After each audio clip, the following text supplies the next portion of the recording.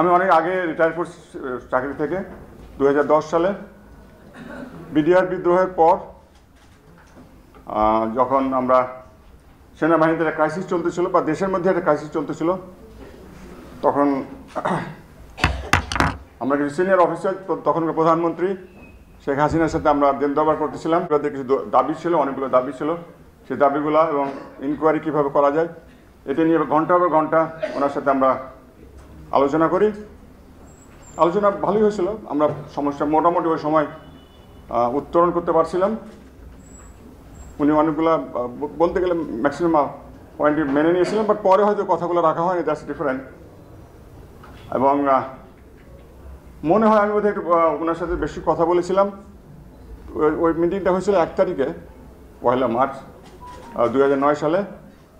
12 March আমাকে compulsorily প্রিম্যাচুরলি retire করে দেওয়া হয় এবং আমার তখনই চাকরি ছিল 3 বছর 4 মাস। খুবই ভাগ্যবান আমি, 1 মাসের মধ্যেই ইউনিভার্সিটি মালয়া কুয়ালালামপুরে আমি একটা চাকরি পেয়ে যাই এই যে ফুল প্রফেসর। আমি চলে যাই ওখানে কিছু 2 দিনের মধ্যে। তারপরে ঘটনা আমি ফলো করি নাই। That is what it is. মানে ওই সরকারে যদি বলেন, আপনি কি বলেন, ফ্যাসিস্ট রেজিমের কথা যদি বলেন, আমি একজন প্রথম তার ভিকটিম ছিলাম। হঠাৎ করে আমার চাকরি চলে যায়। তো আমি যখন খবরটা পাই 12 তারিখের সন্ধ্যার সময়, এটা আমার খুব একটা এফেক্ট করে না, নর্মাল, আর্মিতে তো হতেই পারে।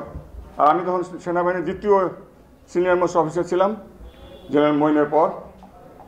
হয়তো বা কোনো দাবার গুঠি চাল ছিল, আমাকে হয়তো তারা সেনাবাহিনী প্রদান করতে চায়নি, সেটাও হতে পারে, আমি জানি না ঠিক কোন কলকাঠি নেড়েছিল। 12 তারিখে আমাকে রিটায়ার করে দেওয়া হয়, অ্যান্ড আমি চলে যাই।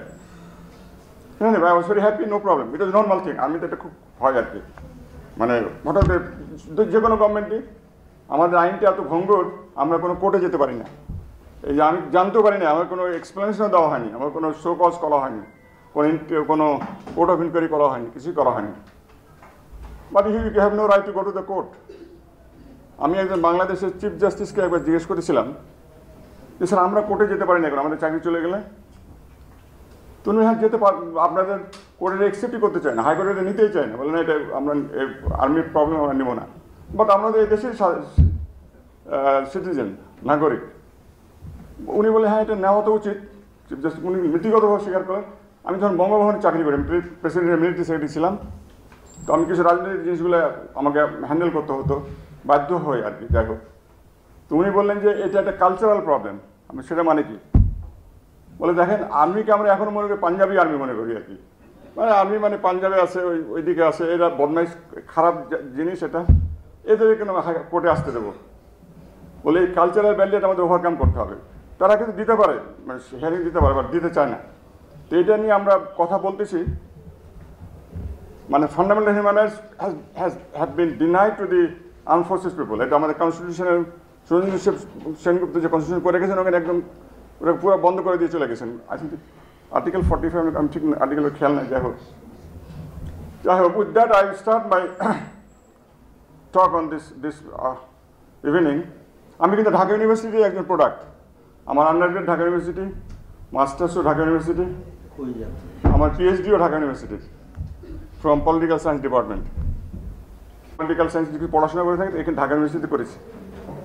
আর সেই সাথে আমি আমার যখন পিএইচডি করি, ওইটা আন্তর্জাতিক সম্পর্ক বিষয়ে চলে গেছিলাম। আমি চায়নার উপর পিএইচডি করেছিলাম, চায়নার মডার্নাইজেশন। আমি এখন প্রথমে বলবো 1971 ওয়ারের উপরে, যেটার আপনার যদি মনে থাকে যে খুব সুন্দর ডায়ালগ আছে। ব্রিটিশ একটা জার্নালে পাবলিশ করেছিল, ও টাইমের বাধ্যবাধক আছে না? আচ্ছা, ওটা ছিল নিউ স্টেটসম্যান অফ লন্ডন। একটা জার্নালে লিখছিল যে, if blood is the price of people's right to independence, then Bangladesh has overpaid it.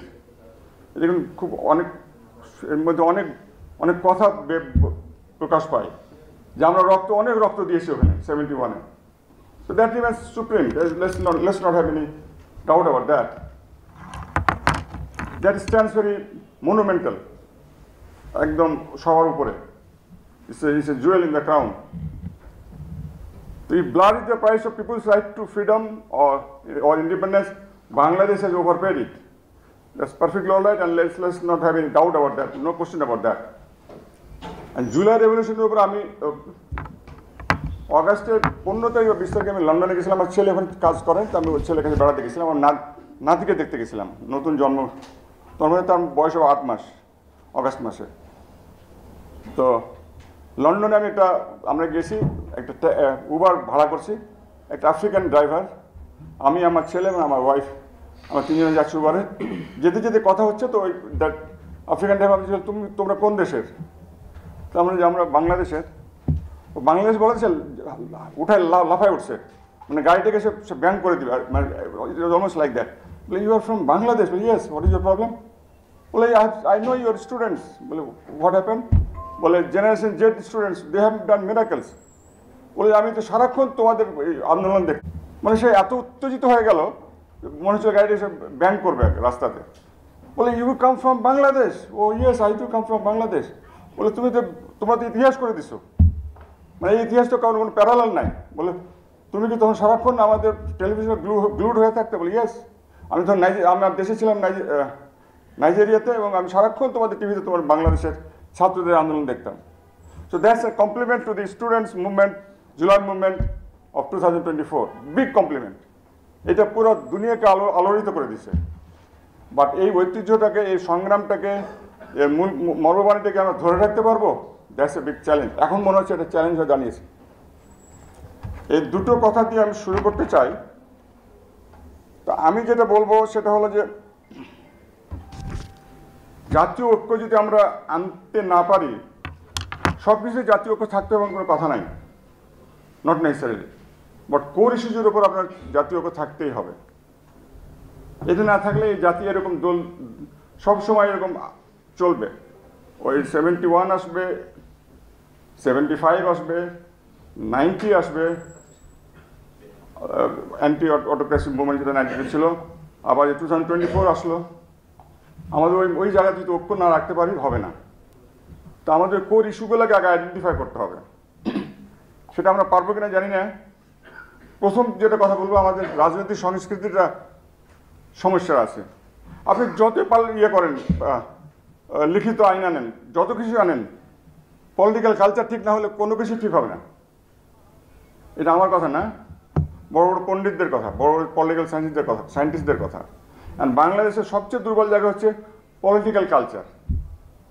এটা পলিটিশিয়ানদের করতে হবে, আলাল ভাইদের করতে হবে, কিছুই হবে না if you do not correct your political culture. এটার মধ্যে কী আসে যায়? Internal democracy of the parties, সেখানে আমরা সাংঘাতিকভাবে দুর্বল। এবং প্রত্যেকটা টিয়ারে, ইউনিয়ন কাউন্সিলে বলেন, উপজেলাতে বলেন, জেলাতে বলেন, সেন্ট্রালে বলেন, সব লেভেলে সিক্রেট ব্যালট লিডার ইলেকশন করতে হবে। এটা যদি না আনতে পারলে হবে না। বাণিজ্য চলবে, বাণিজ্য হয়েছে, we have to correct that. আর সব লেভেলে কনভোকেশন থাকতে হবে। তো convocation you have to elect your leader through secret ballot. এবং ইলেকশন ফান্ডিংয়ের উপরে আই এম শিওর এবছর ভালো ভালো কিছু রিকমেন্ডেশন দেওয়া হয়েছে ফ্রম দি কমিশন, এবং ওনারা ভালো কাজ করেছেন। ইলেকশন ফান্ডিংয়ের যেমন তারা বোধহয় একটা কথা বলছে কি যে পার ভোটার 10,000 টাকা করে, 10 টাকা করে ধরা হবে। এটা হয়তো প্র্যাকটিক্যাল না, but we have to find ways and means যে ইলেকশন ফান্ডটা কত কম করানো যায়, বাণিজ্যটা কত কম করানো যায়। এটা যদি ঠিক না করা যায় কোনো কিছুই হবে না। দ্বিতীয় পয়েন্ট আমি যেটা বলবো সেটা হলো, আমাদের দেশে প্রধান সমস্যাটা কি?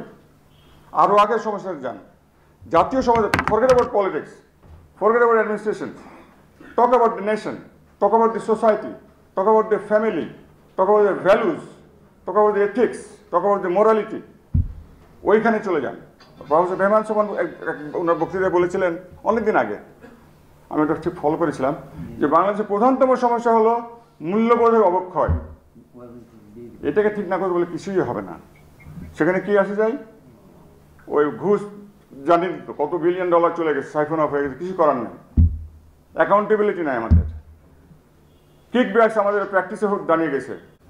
আপনি এখানে যে পরীক্ষায় আমরা নকল করি, বা একজনের থিসিস চুরি করে নিজের নামে ছাপাই দিই, এইখানে ঠিক না হলে তো কিছু হবে না। এটার জন্য যেটা দরকার ছিল সামাজিক আন্দোলন, সেটা করতে হবে পলিটিশিয়ানদের, পলিটিক্যাল লিডারদেরই এটা করতে হবে।